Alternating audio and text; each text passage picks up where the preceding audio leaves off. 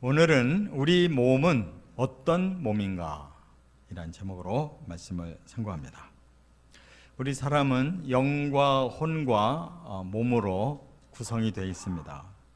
그런데 각각 따로 움직이는 게 아니고 영과 혼과 몸은 일체가 돼서 유기체적으로 움직이게 됩니다. 그런데 그 중에서 오늘은 바로 이 몸을 강조하는 말씀을 주셨습니다. 사람들이 흔히 생각하기에 영혼이 모든 걸 움직이지 육체, 몸은 아무것도 스스로 움직이지 못한다 이렇게 생각하는데 그렇지 않습니다. 사실은 몸은 말을 안 하고 그 마음에 하고 싶은 것을 행동으로 움직입니다. 우리가 하루에 꼭 몇 시간씩 잠을 자야 되는 거 우리 영혼이 시키는 게 아닙니다. 우리 육체가 알아서 그렇게 욕구를 느끼면 잠을 자야 됩니다. 우리는 날마다 먹어야 됩니다. 그렇지 않으면 육체가 움직이지 않습니다. 이처럼 사실상 우리의 삶의 가장 기본적인 욕구는 몸에서 다 생기는 거고 여기에 사람은 꼼짝 못하고 순응을 해야 살 수가 있는 거예요. 그런데 그보다 더 중요한 우리 정신적인 문제까지 영적인 문제까지 바로 이 몸과 함께 움직여 나가는 것이다 그 말입니다. 그래서 우리의 몸이 협력 안 하면 신앙생활 제대로 할 수가 없습니다. 오늘 본문에 왜 사도 바울이 몸을 강조하고 있느냐 하면 지금까지 고린도 교회가 일으킨 문제들이 다 이 몸과 깊은 연관을 가지고 있다 그 말이에요. 제일 먼저 분파와 분쟁이 생긴 거 영적인 문제 같아도 어떻게 보면 인간의 가장 기본적인 욕구, 자기 존재감을 드러내려고 하기 때문입니다. 또 질서를 무너뜨리고 잘못된 음행에 그러한 연루되어 있는 더구나 지도자가 그걸 징계하지 못하고 교회에서 그냥 뒤로만 말을 할 뿐 누구도 거기에 대한 징계를 하지 못하는 문제, 바로 몸의 욕망대로 가는 것입니다. 그리고 또 성도 간인데도 이해관계가 생겨가지고 화가 나서 참을 수가 없어서 소송까지 걸은 문제도 이 다분히 육적인 거예요. 오늘 본문에서도 바울이 몸을 얘기하면서 지금 지적하고 있는 얘기는 사람들이 이걸 잘 절제하지를 못하고 그 욕구대로 창기의 집을 드나들면서 신앙생활을 한다는 거예요. 그렇기 때문에 정말 하나님의 사람이 되었고 하나님의 진리와 성령대로 산다고 하면서 여전히 몸은 바로 죄와 더불어 함께 살고 있는 이 현실에 대해서 사도 바울은 분명히 몸이 뭔지를 제대로 가르쳐줘야 되겠다라고 생각한 것입니다. 사실 우리도 이중적인 생활을 얼마나 많이 하는지 몰라요. 영혼은 하늘나라를 가고 있는데 우리의 몸은 가장 원초적인 본능에서 헤매이고 살고 있어요. 이것이 따로따로 계속하면 우리는 천국에 도저히 갈 수가 없습니다. 하나님이 왜 몸을 지으셨느냐? 우리 몸을 천하게 지으시지 않았어요. 죄가 들어와서 바로 가장 강력한 역사를 하는 것이 우리 몸에 있는 거예요. 그렇기 때문에 우리의 영과 혼과 몸이 다 하나님 앞에 함께 구원을 받아야 되고 예수님께서 우리를 위해 십자가에 달려 죽으실 때 그 몸을 희생하신 것은 우리의 영혼만 구원하려고 하신 게 아니라 우리 몸까지도 구원하려고 하셨기 때문에 부활의 날에 우리 몸을 살리셔서 영원히 천국에서 우리의 몸이 영생한다는 거 깨달으시기 바랍니다. 하찮은 것이 아니라 영과 혼과 몸은 똑같이 중요하다 그 말.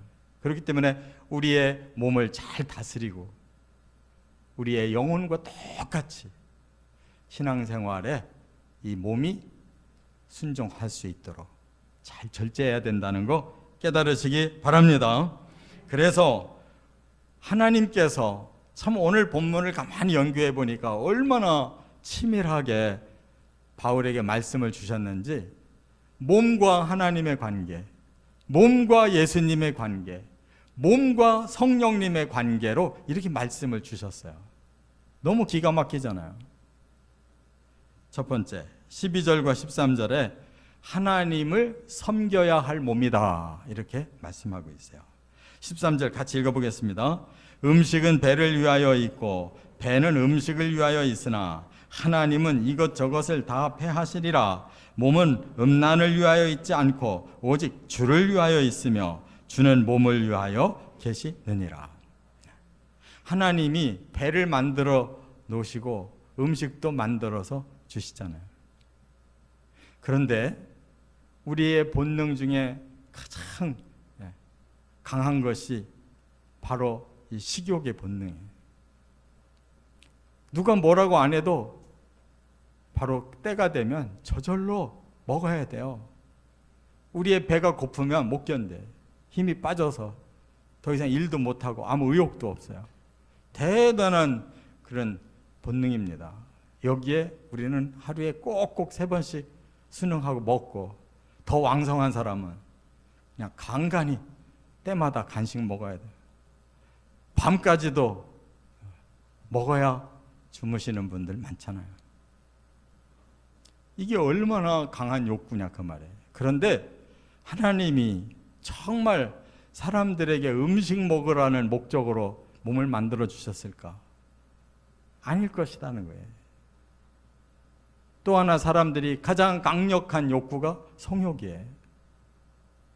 그래서 여기 몸은 음란을 위하여 있지 않고 이렇게 말씀한 것은 우리는 그 성의 욕구를 다스려야 된다는 거예요. 먹는 것도 다스리지 않으면 우리는 지나쳐서 건강 잃어버립니다.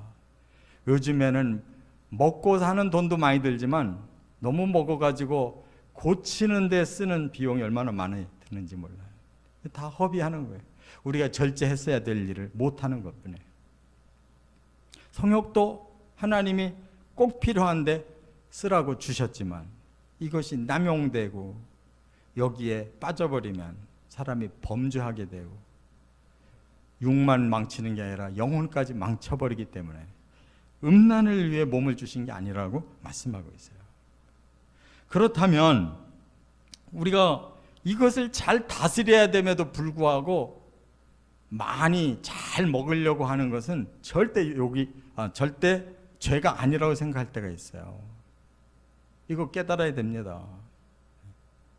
먹는 욕망이나 성욕이나 똑같이 몸에 주신 욕구인데 이거를 잘 다스려서 사용해야지. 그렇지 않으면 그것이 하나님이 주신 몸을 망치는 거예요.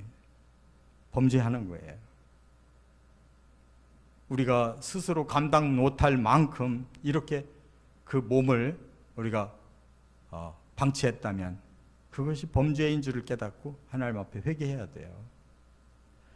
여기 보니까 우리 사람이 자유롭다, 뭐든지 선택할 자유가 있다 그랬어요.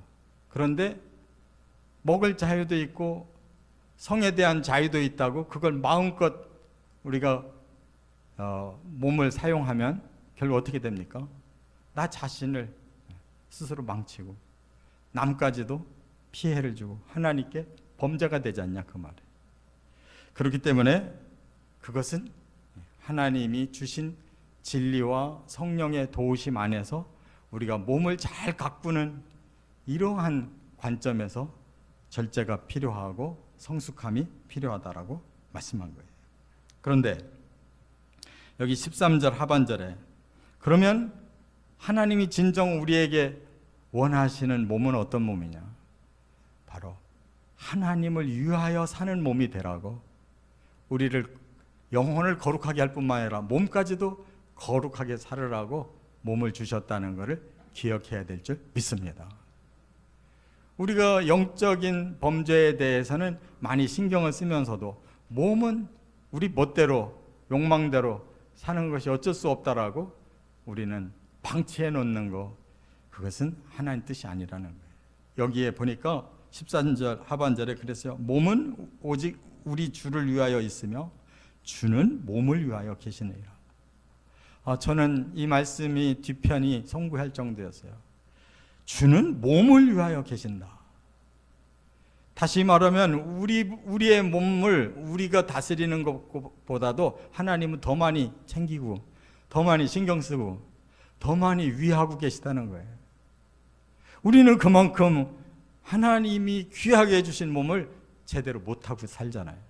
우리 스스로 병 만들고 우리 스스로 사고치고 우리 스스로 얼마나 하나님의 영광을 가리는 몸을 만들어 놨냐 그 말이에요. 깨달아야 될 줄 믿습니다. 그래서 여기 원어를 보면 하나님을 위하여라는 이 말이 큐리오라고 되어 있는데, 이 큐리오라는 말은 역격 명사예요. 이 역격이라는 뜻은 뭐냐면 어떤 자리, 위치를 말하는 거예요. 우리 몸은 주님을 섬기는 자리에 놓여져 있다는 뜻이에요. 저와 여러분이 이 몸이 가치가 있으려면 하나님을 섬기는 자리에 우리 몸을 두고 사용해야 우리 몸은 가치가 있다는 거 꼭 기억하시고 순종하시기를 바랍니다. 그러면 하나님이 너무 기뻐하셔서 우리 몸을 또 하나님께서 이렇게 위하여 계신다고 말하는 것처럼 책임져 주실 줄로 믿습니다. 두 번째, 14절부터 18절에 보면 예수님과 한 몸이다 이렇게 설명을 했어요. 한번 15절 같이 읽겠습니다. 너희 몸이 그리스도의 지체인 줄을 알지 못하느냐? 내가 그리스도의 지체를 가지고 창녀의 지체를 만들겠느냐? 결코 그럴 수 없느니라. 우리가 언제부터 예수님과 몸이 하나가 됐느냐면 예수님의 십자가를 믿는 순간부터 우리의 몸은 예수님의 몸과 하나라는 거예요. 왜? 예수님이 당신의 몸을 찢어서 죄값을 치름으로 우리의 몸은 찢지 않고 죄가 해결돼 버렸어요. 같은 몸이 아니라면 그런 일이 일어날 수가 없는 거예요. 믿으시기 바랍니다. 십자가의 원리는 우리 영혼만 구원한 게 아니라 우리의 몸까지, 이 저주의 몸, 영원히 불못에서 고통받아야 될 이 몸까지를 구원하신 예수님의 보혈이라는 걸 깨달으시기 바랍니다. 그 예수님의 처절한 십자가의 고통과 죽으심이 바로 우리 몸까지를 위해서라는 것을 기억하시기 바랍니다. 그렇다면 여기서 지체라는 말은 다 합해서 한 몸인데 그 중에 우리는 일부다 그런 뜻이에요. 우리가 아프면 예수님 몸도 아프고 우리가 죄지면 예수님도 그 상처를 받으신다는 뜻이에요. 그런데 어찌 너희가 영혼은 하나님을 경외한다 하면서 너희 몸은 욕구를 위해서 창녀집으로 갈 수가 있냐? 이렇게 말씀한 거예요. 우리는 쉽게 이중 구조를 갖습니다. 그런데 그것이 이단이에요. 이단은 반드시 영혼과 육을 분리시켜 놓습니다.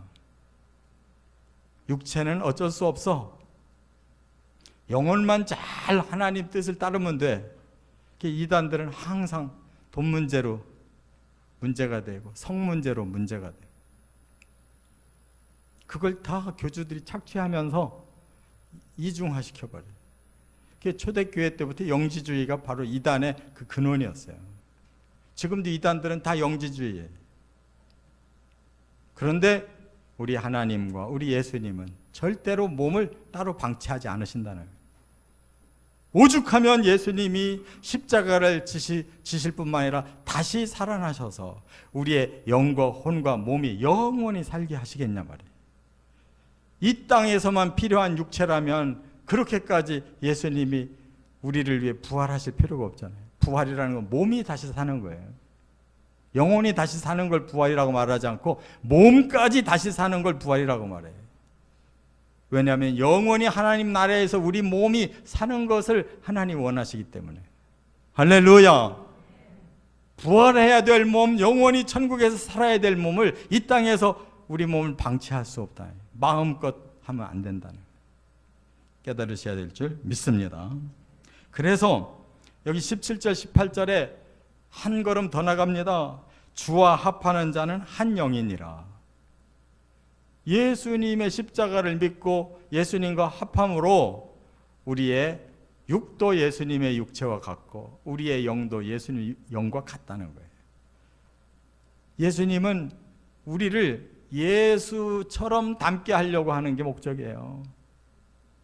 예수의 영을 담고 예수의 혼을 담고 예수의 육을 닮아서 다 하나님 앞에 온전한 신령한 그리고 의로운 선한 거룩한 성도 만들기를 원하시는 것입니다. 거기에 우리 육도 똑같이 포함되어 나가야 될 줄 믿습니다. 세 번째, 19절과 20절에 보면 성령이 사셔야 할 몸이다 이렇게 말씀했어요. 한번 19절과 20절을 같이 읽겠습니다. 너희 몸은 너희가 하나님께로부터 받은 바 너희 가운데 계신 성령의 전인 줄을 알지 못하느냐. 너희는 너희 자신의 것이 아니라 값으로 산 것이 되었으니 그런즉 너희 몸으로 하나님께 영광을 돌리라. 네. 구약시대에는 성령은 아주 특별한 사람에게만 임했습니다. 그래서 거의 대부분의 사람들은 성령을 받아본 적이 없어요. 그 대신 그냥 율법을 가지고 자기가 그 율법의 뜻대로 순종하는 노력을 하며 살았을 뿐이에요. 그래서 사람들은 전부 육체가 된 겁니다. 자기 힘으로는 그 진리대로 살 힘이 없어요. 그래서 그러한 심판이 계속 이루어졌어요. 이스라엘 백성들도 아무리 하나님 선민이라고 구별되게 하나님이 세워놓으셨어도 이방 나라나 똑같이 계속 타락하고 계속 멸망을 거듭했어요. 그렇기 때문에 이제 하나님이 계획을 바꾸셨어요. 요엘서 2장 18절에 내가 만민에게 성령을 부어주겠다. 내가 남종과 여종에게 성령을 부어 그들로 하나님의 뜻을 이루게 하겠다고 말씀했어요. 이것을 예수님께서 부활하신 다음 승천을 앞두고 말씀하셨어요. 하나님의 약속, 내가 올라가면 반드시 이루어진다. 기다려라 그랬어요. 그 말씀 믿은 자들이 120명이고 120명이 함께 열심히 성령을 구하며 기도하고 있으니까 열흘 만에 성령이 오순절 날 오전 9시에 오셨어요. 사람들은 이 술 취한 사람들이 발광하는 거냐 그랬는데 그게 아니고 바로 베드로가 지금은 오순절 오전 9시인데 이들이 술이 챌 리가 있겠냐. 하나님의 성령이 임하신 증거다. 그 순간 모든 성령 받은 사람들의 마음에 진리가 다 꿰어진 거예요. 예수님에게 3년 4개월 동안 공부한 베드로의 마음에 모든 진리가 한순간 다 깨달아지니까 그 자리에 일어나서 설교하기 시작했어요. 그게 캐리그마예요. 복음을 전했단 말이에요. 그 복음 한 번에 3,000명이 유대인들이 예수님의 제자로 바뀌어버린 거예요. 할렐루야. 이처럼 우리를 위해 성령을 우리 모두에게 주셨어요. 우리도 얼마든지 성령을 모실 수 있는 자격이 생겼어요. 그런데 그 성령이 여기 계셔야 될 몸을 마치 내 거인 것처럼 내 마음대로 내 몸을 주장하고 살으려고 하면 성령이 어떻게 내 안에 주인이 되실 수가 있냐. 내 몸은 내 욕망대로 쓸 수가 없다. 왜? 예수님의 십자가 보혈로 값을 치르고 하나님이 우리 몸을 구원했기에 우리 몸은 하나님 거다. 하나님 것을 하나님이 주장하시도록 성령을 보내셨으면 성령을 우리의 주인으로 모셔야 되는데 마음으로는 성령을 모셨다고 해놓고 육체는 여전히 우리 것으로 생각하고 사용하기 때문에 범죄가 끝나지 않는다. 성령을 소멸하고 마는 것이 아니냐. 깨달아야 될 줄 믿습니다. 1분 1초라도 나는 나야, 내 몸은 내 거야 라는 말을 해서는 안 된다는 거예요. 철저히 하나님의 것이고 하나님의 성령이 내 안에 오셔서 나의 주인이 되셨다는 사실을 인정해야 될 줄 믿습니다. 그렇게 살면 성령이 우리를 사용하신다는 거예요. 왜 성령을 보내셨느냐? 하나님이 이 땅에 복음을 주셨고 또 성령을 주셔서 다 사람들을 구원해내기를 원하시기 때문에 거기에 성령 받은 우리가 동참하기를 원하셔서 열매 맺으라고. 그래서 초대교회 바로 베드로부터 시작된 이 복음 전파가 2000년 동안 계속 온 세상으로 다 퍼져서 구석쟁이에 살고 있는 우리까지도 예수 믿고 구원받은 줄 믿습니다. 이제 우리가 아는 또 누구에겐가도 또 가서 그 복음이 열매 맺어야 될 줄 믿습니다. 뿐만 아니라 우리 개개인의 마음에도 성령의 열매가 맺어져야 될 줄 믿습니다. 이게 바로 성령이 우리 안에 사시는 목적이에요. 이 모든 말씀을 깨닫는다면 하나님 위에 섬겨야 되고 예수님과 일체가 되어서 부활할 몸으로 우리가 예수님과 동행해야 되고 성령이 내 안에서 얼마든지 일하시도록 우리가 주인으로 모시고 순종하면 열매는 저절로 맺어진다네. 이 말씀이 저와 여러분의 말씀이 되어지시기를 주의 이름으로 축원합니다.